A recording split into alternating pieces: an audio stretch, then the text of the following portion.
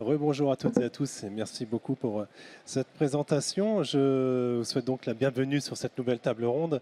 À l'heure effectivement où l'industrie 4.0 place la collaboration et la durabilité au cœur de la performance industrielle, des acteurs de filières aussi diverses que le ferroviaire, la construction, l'électroménager ont trouvé dans les standards GS1 une infrastructure commune pour partager leurs données et gagner en efficacité collective.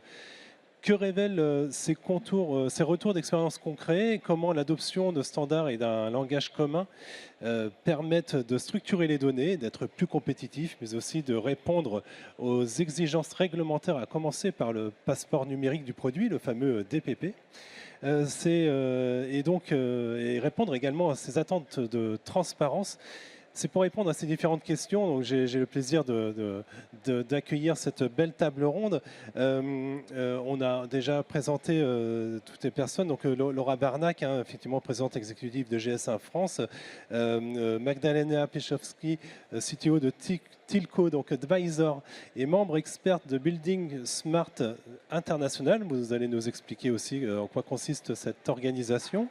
Nous avons également Ambroise Guéquière, responsable de gestion de données de référence au sein du groupe SEB, bien connu. Rémi Lannoy, VP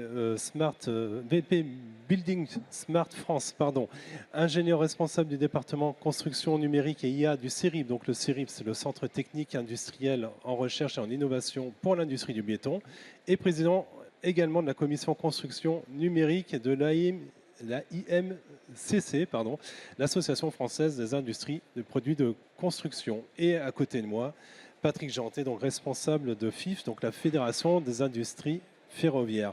Je me suis permis effectivement de reprendre un peu la présentation et les intitulés de chacun, parce que c'est souvent très vaste et on parle aussi d'industrie, mais également de ce standard GS1 et des différentes organisations qui vont permettre donc de dialoguer, d'adopter ce langage commun. Tout d'abord, je peut-être vous présenter votre rôle, le rôle que vous exercez chacun dans vos organisations et entreprises respectives. Je commence par vous, Monsieur Jeantet. Donc je préside la Fédération des industries ferroviaires depuis 2 ans et demi maintenant. Et auparavant, j'ai été président directeur général de SNCF Réseau, donc du gestionnaire de l'infrastructure ferroviaire du système ferroviaire français. Ambroise Guéquière. Donc Ambroise Guéquière, du groupe SEB, je suis en charge de toute la gestion de la master data pour le groupe et aussi de la mise en place d'une gouvernance de la donnée sur tous les métiers du groupe. Rémi Lannoy. Oui, donc Rémi Lannoy, je travaille au Centre d'études et de recherche de l'industrie du béton et je suis en charge des sujets autour de la construction numérique au sens large, en intégrant également les sujets d'IA. Magdalena Piechowski. Oui, bonjour tout le monde. Magda Piechowski, Tilco Advisor, Chief Technology Officer, 20 ans d'expérience dans la construction et dans l'industrie en fabriquant de matériaux d'isolation.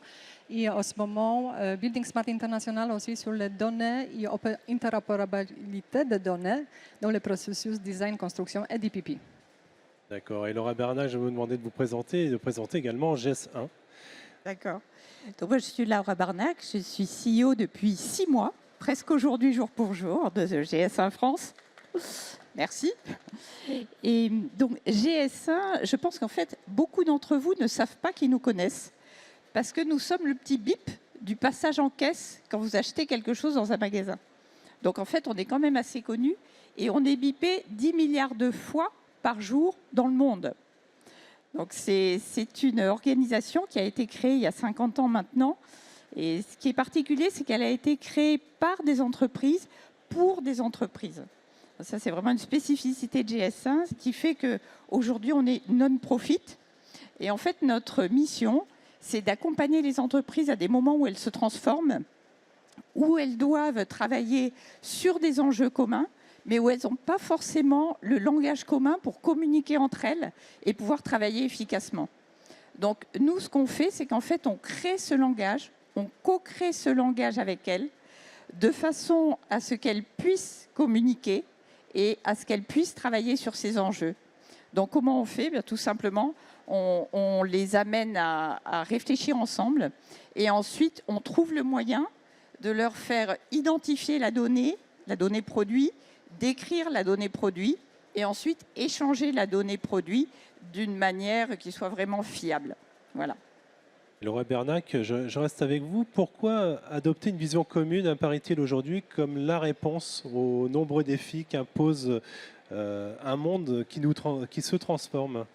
Et pourquoi travailler collectivement, en fait? Exactement. Je crois déjà on n'a pas trop le choix de travailler collectivement. Je pense que c'est plus un choix aujourd'hui, tout simplement parce qu'on est en train de passer en fait d'un monde qui était un monde vertical, je pense assez tranquille, dans lequel on travaillait tous dans des cases qu'on connaissait bien, et qu'aujourd'hui on est en train de passer à un monde horizontal qui est beaucoup moins confortable, dans lequel finalement tout se mélange un peu.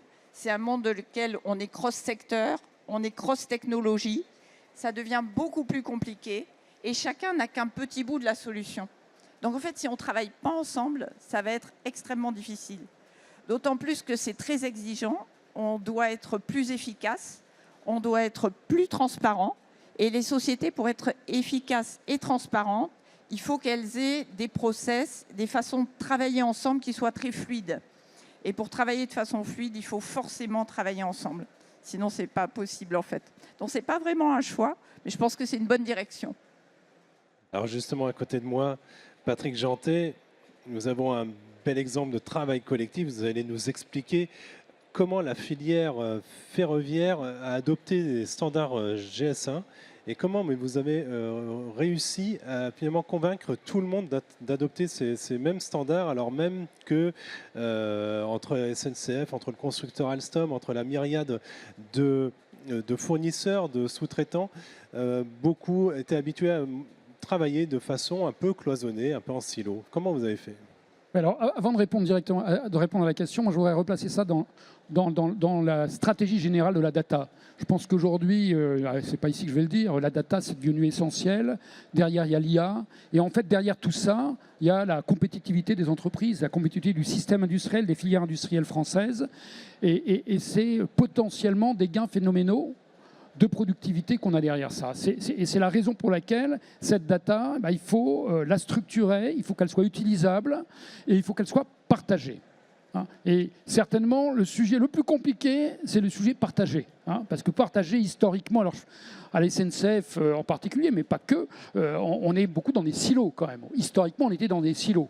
Et donc le partage n'était pas vraiment naturel. En France aussi, il se trouve que je préside une société qui a des grosses activités en Allemagne, on est beaucoup plus transversal en Allemagne qu'on est en France. Donc on a ce sujet qui est absolument majeur et dans lequel toutes ces données doivent être partagées et après à chaque industriel de faire exercer ses algorithmes pour pouvoir extraire une valeur dans ses produits futurs. Alors, on commence par, en gros, ce qui pourrait être d'une certaine manière le plus simple, c'est la donnée des produits, c'est l'identification des équipements et des produits.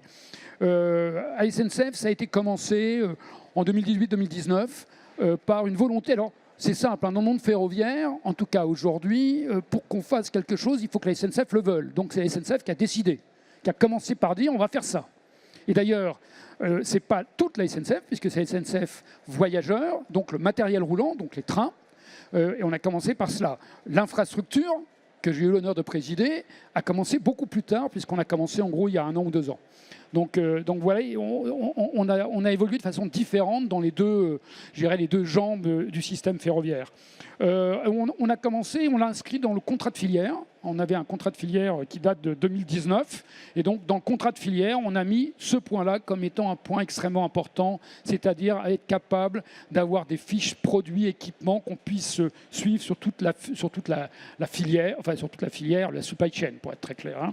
Et c'est évidemment la SNCF qui a donné très largement le là sur ce sujet-là.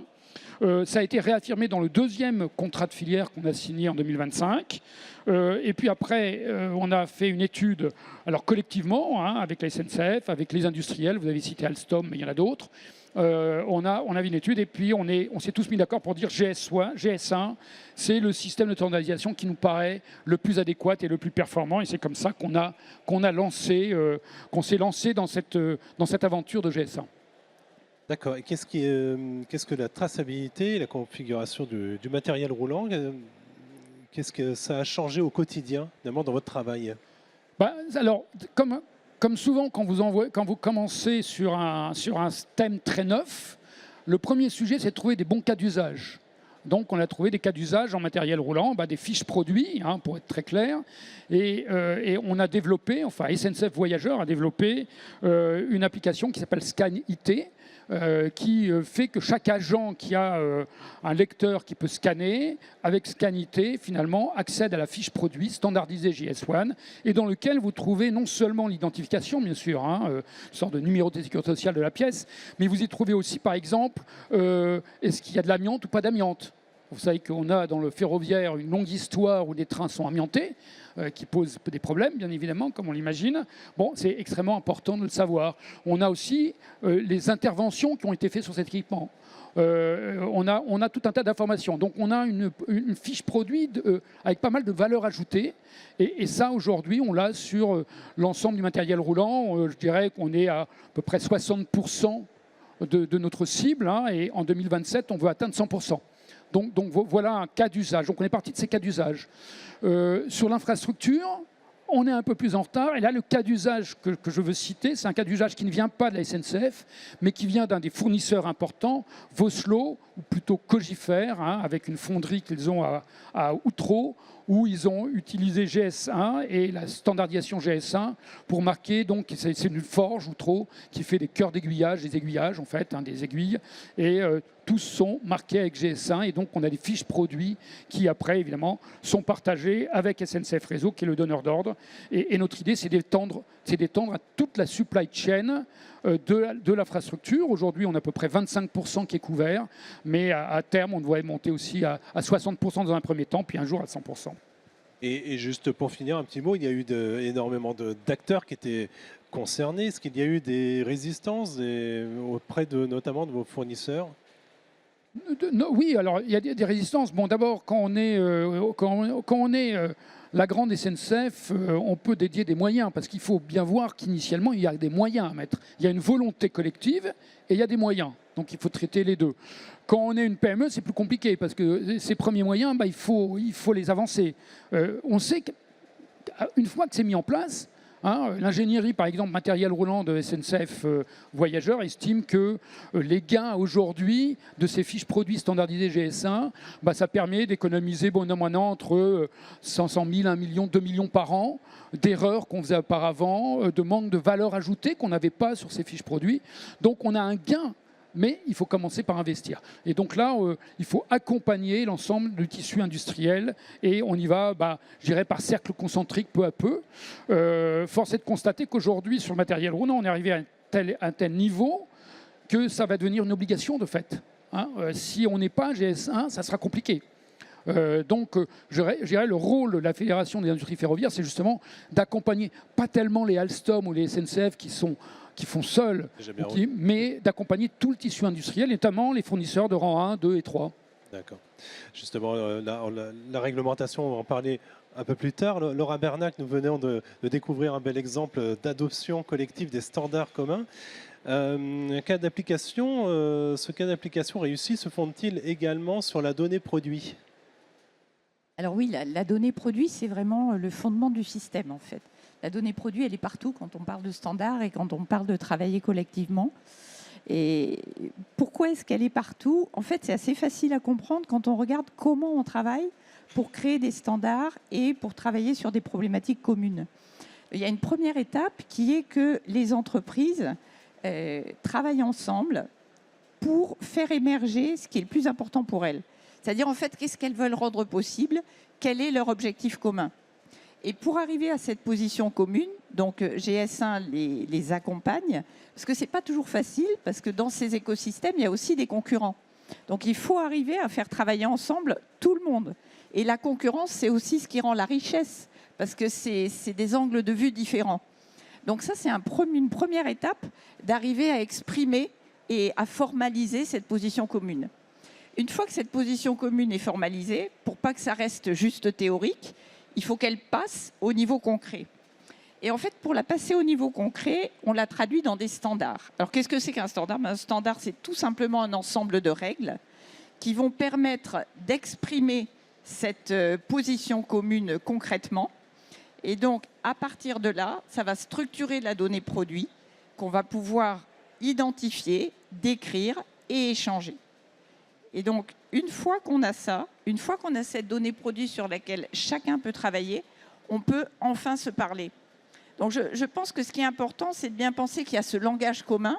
Et si on fait une analogie avec notre langue, puisque là, on se comprend parce qu'on parle la même langue, en fait, c'est un peu comme si le standard était une grammaire, c'est-à-dire nous expliquer comment on doit s'exprimer, comment on met les mots dans l'ordre, etc. Et la donnée produit, c'est comme si c'était les mots. Et en fait, c'est l'ensemble de cette grammaire et de ces mots qui crée un langage commun. Donc la donnée produit structurée, elle est absolument essentielle. Et justement, en matière de données structurées, Ambroise Guéquière, vous avez été l'artisan au sein du groupe SEB de la mise en place de ce qu'on appelle les fiches produits, ce langage commun appliqué donc à des produits. En quoi cela consiste-t-il précisément? Et pouvez-vous nous décrire le projet, les problématiques de départ et quels standards ont si été adoptés?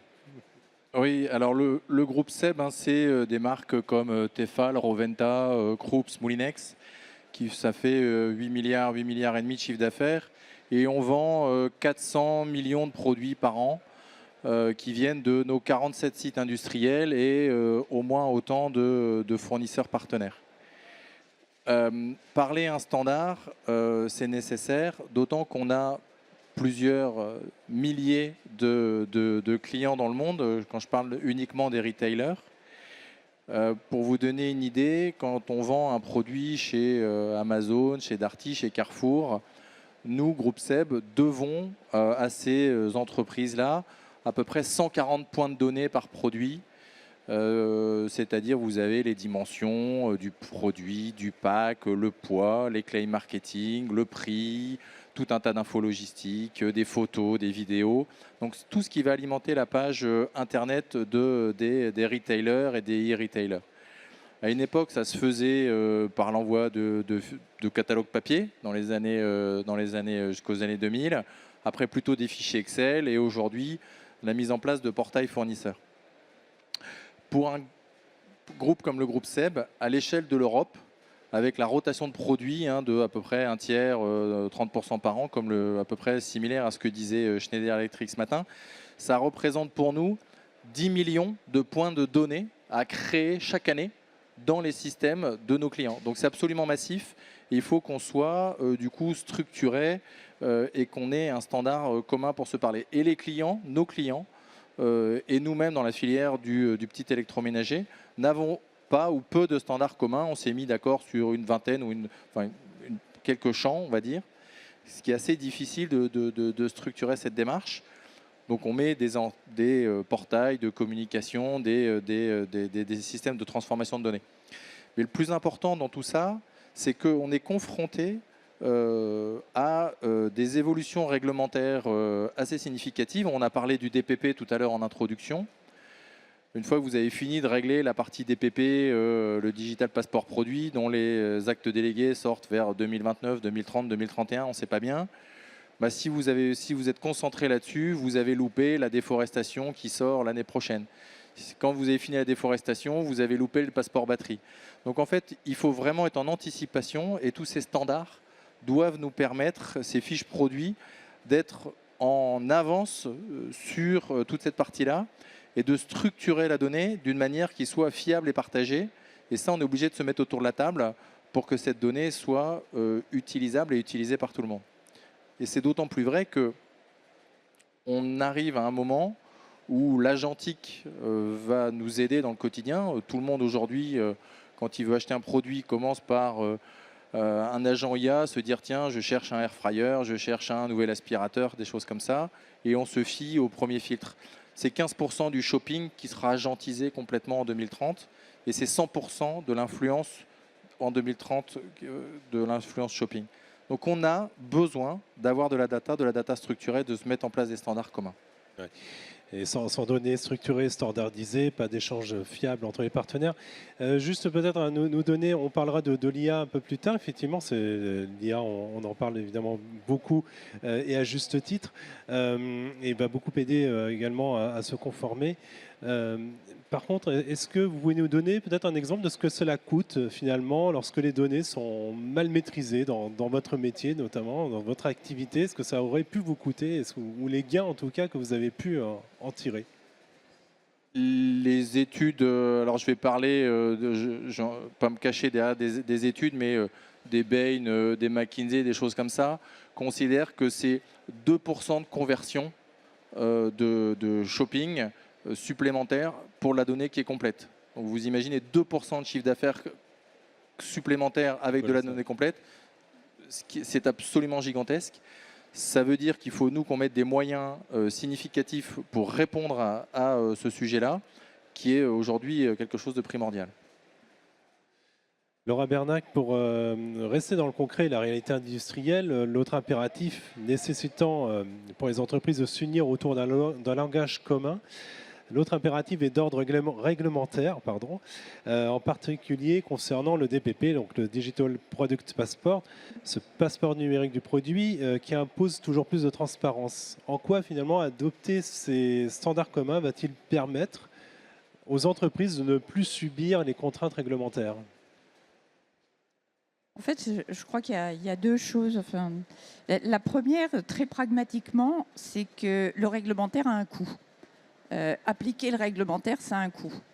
Donc c'est quand même beaucoup plus efficace d'adopter des standards qui soient des standards universels et qui naturellement font tendre vers être compliant à la réglementation sur plusieurs points. Donc en fait, on fait quelque part d'une pierre deux coups et c'est beaucoup plus efficace d'avoir des standards qui soient déjà prêts. La deuxième chose, c'est que comme le disait Ambroise tout à l'heure, il faut être éveillé à ce qui va se passer. Il faut être prêt. Et on peut être prêt de deux façons. On peut être prêt d'une façon technique, c'est-à-dire en ayant déjà structuré sa donnée. Donc si la donnée est déjà structurée grâce au travail qu'on a déjà fait, on est beaucoup plus agile. Et puis la deuxième chose sur ce point-là, c'est que quand on prépare, comme je vous l'ai décrit tout à l'heure, la réflexion ensemble, quand on prépare dans un écosystème sur quoi on va travailler, quelle est notre position commune, etc., on réfléchit. Et donc, en fait, on réfléchit à la fois à comment répondre aux problématiques qu'on rencontre tous les jours, qui sont les problématiques des équipes au quotidien, extrêmement concrètes, mais on aborde, pour prioriser, aussi beaucoup d'autres sujets. Et d'aborder tous ces sujets, ça nous fait mûrir. Et en fait, chacune des entreprises qui a participé à ces discussions, je pense qu'elle peut mieux réintégrer ce qui va arriver dans sa stratégie. Et donc être proactif au lieu de subir ce qui va se passer. Justement, je me tourne maintenant vers vous, Rémi Lannoy. Abordons dès à présent ce sujet réglementaire. À travers cette fois le spectre de la construction et du bâtiment, la filière doit en effet se conformer au RPC, la Construction Product Regulation, l'équivalent du DPP. Vous allez nous expliquer un peu de quoi il s'agit. Comment abordez-vous la question dans le domaine de la construction? Alors, l'industrie de la construction au sens large, on ne parle pas que des produits, on parle de l'acte de construire.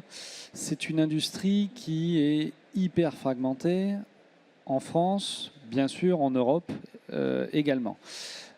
Historique, on va dire qu'il y a énormément d'acteurs qui gravitent autour de l'acte de construire, que ce soit en conception, pendant la construction et bien sûr l'exploitation.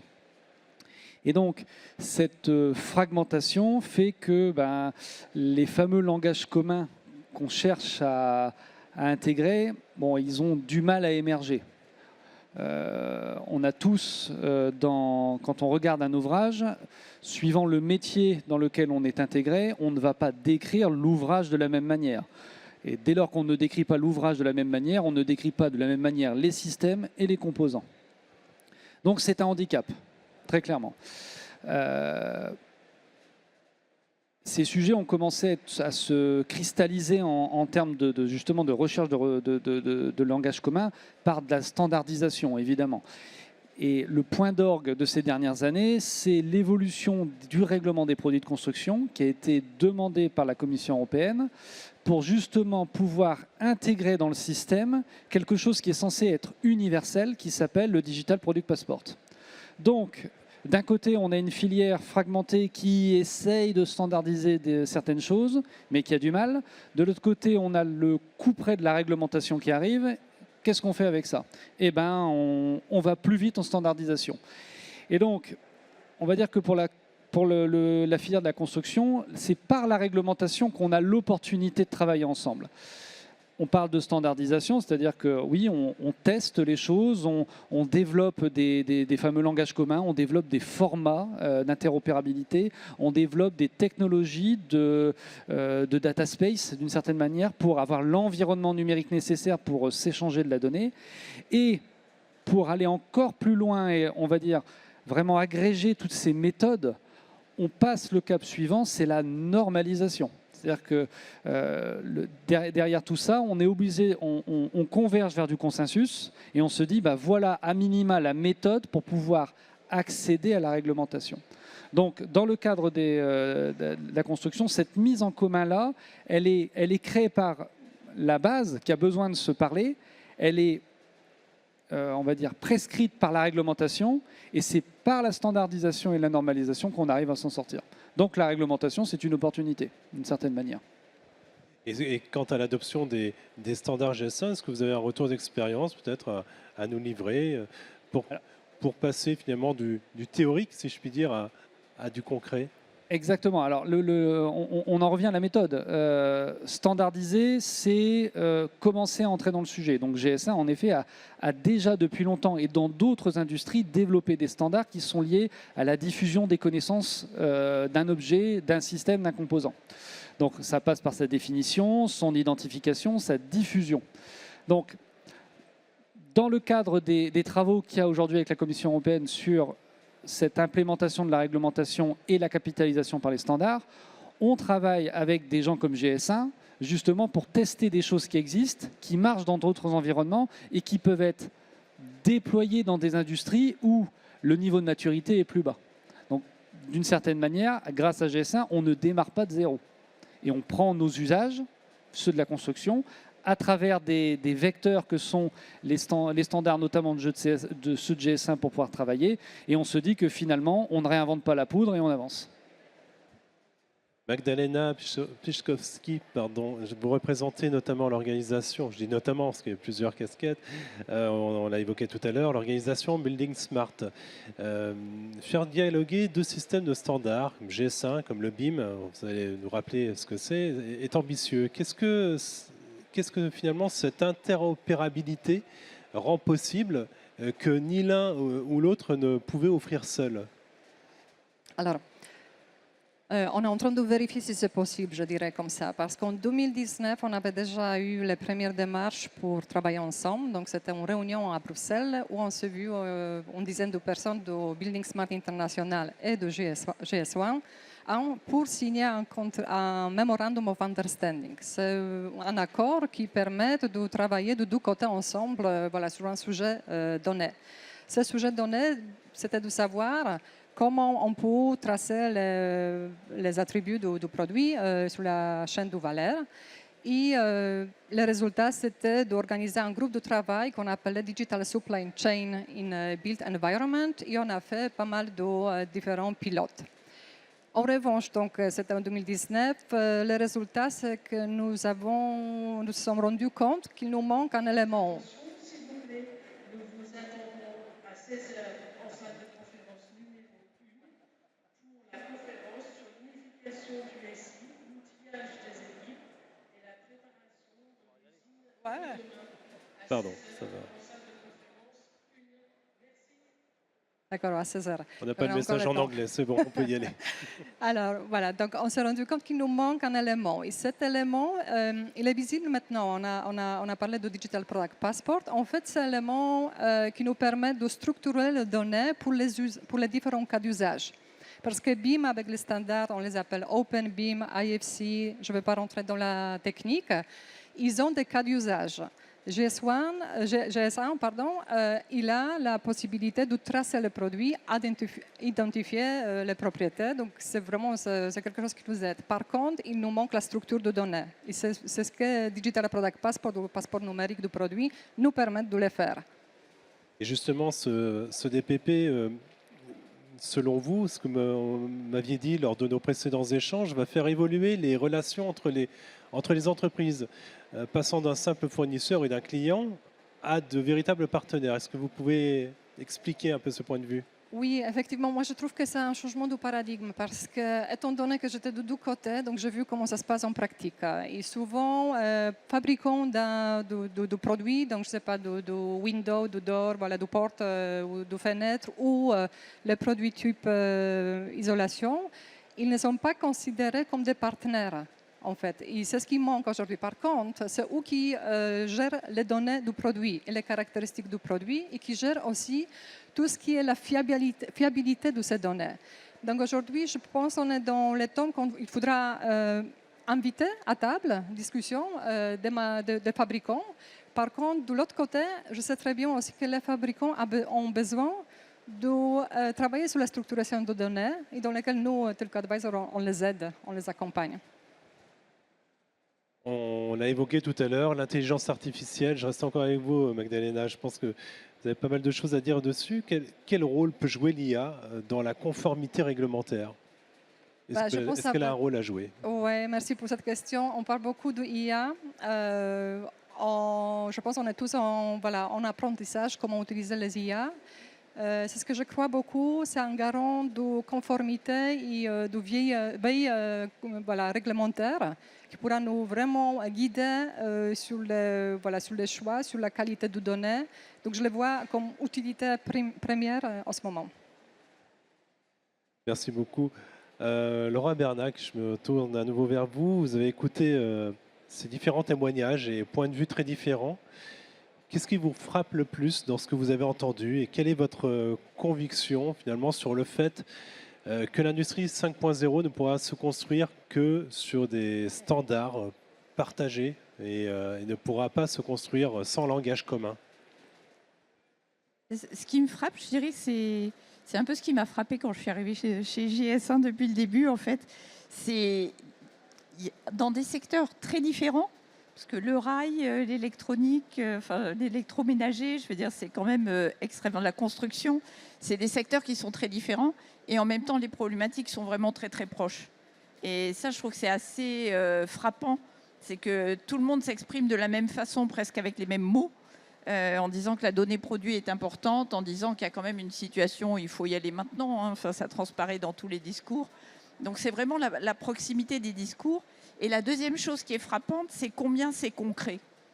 C'est-à-dire que quand on entend parler de standards, ça paraît assez compliqué, mais en fait, c'est vraiment de la vie quotidienne. Et c'est ce que vous racontiez, en fait, tous. C'était vraiment la vie quotidienne de l'entreprise. Et donc ça, je trouve que c'est vraiment passionnant d'être aussi proche de la vie quotidienne. Alors après, en ce qui concerne l'industrie 5.0 et pourquoi on pense que c'est important et que ça va jouer un rôle important dans l'industrie 5.0. En fait, l'industrie 5.0, c'est pour moi beaucoup une question de compétitivité. C'est ça qui est au centre de l'industrie 5.0. La compétitivité, qu'est-ce que c'est? C'est d'abord être très efficace, en fait, être performant, c'est être qualitatif, et puis aujourd'hui, c'est aussi être durable. Donc en fait, c'est ces trois problématiques-là qui sont au cœur du concept. Et je pense que ça résonne beaucoup avec les standards. Parce que si ces problématiques, on les analyse chacune, il n'y en a aucune qu'on peut traiter en étant seul. Donc c'est vraiment des problématiques de collectif. Je crois que la plus évidente, c'est tout ce qui est durabilité. La durabilité tout seul, sans les parties prenantes, on est tous d'accord que ça ne veut absolument rien dire. Donc c'est vraiment du collectif. Et quand les standards ont été imaginés, enfin les standards GS1 ont été imaginés il y a 50 ans, ce qu'on m'a expliqué, c'est que c'était vraiment une réflexion des entreprises qui disaient qu'en fait, les standards allaient être faits pour pouvoir résoudre à plusieurs des problèmes qu'on n'était pas capable de résoudre tout seul. Et je trouve que c'est assez simple comme formulation, mais que c'est bien la situation dans laquelle on est aujourd'hui, en fait. Parce qu'on ne peut pas résoudre ces problèmes tout seul. Donc c'est pour ça que les standards et la donnée produit sont au cœur de cette problématique. Et je voudrais juste ajouter un point, c'est qu'en fait, c'est bien de travailler ensemble, mais pour que ça aille plus vite, il y a un mot qui est très très important pour moi, c'est la confiance. Et il n'y a pas de confiance. S'il n'y a pas de confiance, il n'y a pas de standard. S'il n'y a pas de confiance, il n'y a pas de collectif. Et surtout, les standards, ils sont co-construits. Ce n'est pas quelque chose qu'on applique, en fait. C'est quelque chose qu'on construit ensemble. S'il n'y a pas de confiance, il n'y a pas de dialogue. Donc, en fait, rien de tout ça ne peut fonctionner. Donc, le fait de faire confiance pour se parler les uns les autres, le fait de faire confiance dans la donnée produit structurée qu'on a, en se disant qu'elle est fiable, ça, c'est vraiment une base très importante. Et c'est pour ça que nous, chez GS1, on essaie vraiment de donner toutes les conditions de la confiance. Il y a des conditions à la confiance. Donc, on essaye de les instaurer. On est neutre, on est à but non lucratif. Mais en fait, ça ne suffit pas. Je crois que vraiment, il faut que chacun d'entre nous, on soit aussi prêt à porter une confiance personnelle. C'est-à-dire à se faire confiance les uns des autres parce qu'on doit travailler différemment et on doit aller vite. Donc, moi, s'il y a un mot auquel je tiens aujourd'hui, c'est vraiment ça. C'est vraiment la confiance qu'on peut se faire. Merci infiniment Laura, merci infiniment à tous d'avoir partagé cette expérience, vos expériences. Et vous avez un stand, hein, GS1, donc pour évidemment plus d'informations, de compléments. Merci à tous.